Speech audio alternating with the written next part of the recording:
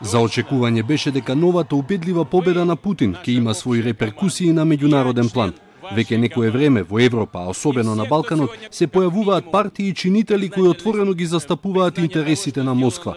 И јасно е дека со растечката сила на Кремљ и нивниот опортунизам во надворешната политика и кај домашните популисти и пријатели на царот ќе расте амбициозноста и деструктивноста.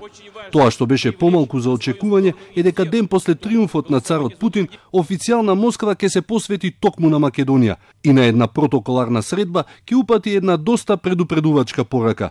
Русија ја предупреди Македонија дека незиното приклучување во НАТО ќе има негативни последици за земјата, за регионалната безбедност и за билатералните односи меѓу двете држави. Ова на македонскиот амбасадор во Русија, Гоце Карајанов, му го посочил новиот руски заменик министер за надворешни работи Александар Грушко на денешната средба во руското МНР. На средбата беа разменети мислења за ситуацијата на Балканот. Од руска страна беа подвлечени негативните последици за регионалната безбедност и билатералните односи од плановите за присоединување на Македонија во НАТО. На руското предупредување со дипломатски јазик одговори и премиерот Заев.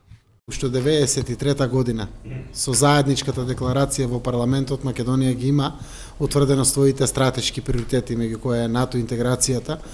Впрочем, тоа е огромното мнозинство во Република Македонија, преку 75% се за интегрирање на Република Македонија во НАТО. Јас во тоа име сакам да кажам дека интегрирањето на Република Македонија во НАТО е многу значајна и за стабилност и безбедноста на Македонија, но и на целиот регион. Нашето интегрирање во НАТО не значи спротивставеност на унапредувањето на соработките со Руската Федерација. Но заладувањето на односите меѓу Скопје и Москва не е од вчера и следи една надолна линија која се поклопува со крајот на македонската политичка криза и комплицираното составување на новото мнозинство. Тогаш Москва ќе ги извади дипломатските ракавици и отворено ќе се замеша во внатрешните работи на Македонија, завземајќи ја страната на дотогаш владеачката коалиција на Груевски. Под псевдодемократски слогани продолжува длабокото надворешно влијание врз политичките сили во Македонија. Целта е очигледна – Западот да расчисти со македонските политичари кои не му се омилени и покрај јасно изразената волја на граѓаните на изборите во полза на коалицијата за подобра Македонија начело со Никола Груевски и Дуи на Али Ахмети. Во август месец минатата година ќе се отвори нов фронт со Русија. Министерката за одбрана Радмила Шекеринска во интервју за Bloomberg ќе излезе со ставот дека на Македонија е потребно членството во алијансата за да не заштити од Русија. Влијанијата врз оваа стратешка цел не се од помош и не се пријателски. Видовме некои истечени информации уште пред владата да биде избрана за руски обиди да се влијае врз клучните политички безбедносни области. И ние сме загрижени за тоа. Веруваме дека членството на Македонија во НАТО може да им стави крај на овие обиди.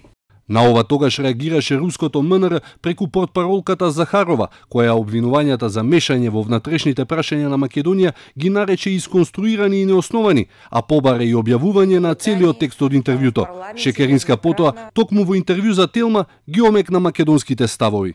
Билатералните наши односи со Русија сметаме дека не можат да бидат засегнати ако Македонија продолжи да работи на планот кој го зацртала од нејзината независност и за кој гласале нејзините граѓани, а тоа е членство во НАТО и членство во Европската унија. Сакаме двете работи да бидат возможни.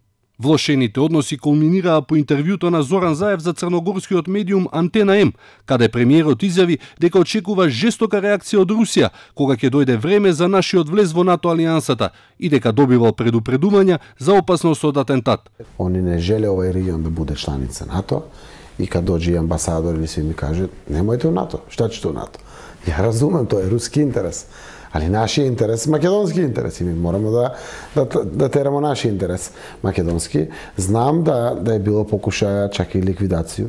Добро е што е навремено реагирано, спречено е свето, хвала Богу, и сад неки аналитичари околу мене каже сад си ти наред. Плюс-минус некои семантички недоразбирања, ова е ретроспективата на македонско-руските односи по падот на режимот. Аналогијата со Црна Гора е доста индикативна. Денес Подгорица и Москва имаат историски најлоши односи, откако Русија се спротистави на нивниот влез во НАТО. Изгубена Подгорица делува како Москва својот фокус да го врти целосно кон Скопје. Веќе беше формирана и руска партија наречена Единствена Македонија, која повикува на преки на евроатлантските преговори и приклучување кон Евроазиската унија. Кога Москва не става во или позиција, не останува друг заклучок, освен дека не очекува долга зима во македонско-руските односи.